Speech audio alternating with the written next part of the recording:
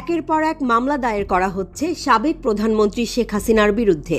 বৈষম্য বিরোধী ছাত্র আন্দোলন সফল চলাকালে দেশের বিভিন্ন স্থানে নিহতদের আত্মীয় স্বজনেরা এসব মামলা করছেন। পুরনো অভিযোগেও মামলা হচ্ছে।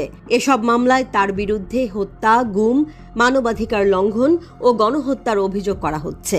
কিন্তু গত 5 আগস্ট ভারতে চলে গেছেন শেখ হাসিনা। বিচার ও তদন্তের স্বার্থে তাকে ভারত থেকে বাংলাদেশে ফিরিয়ে আনা যাবে কিনা সেই প্রশ্ন উঠেছে।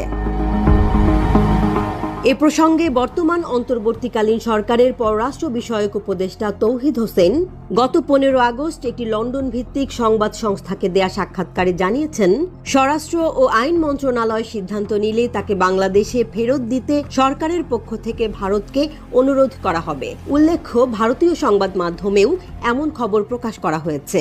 এমন অনুরোধ ভারত সরকারের জন্য বিব্রতকর পরিস্থিতি সৃষ্টি করবে বলেও মন্তব্য করেন পররাষ্ট্র উপদেষ্টা।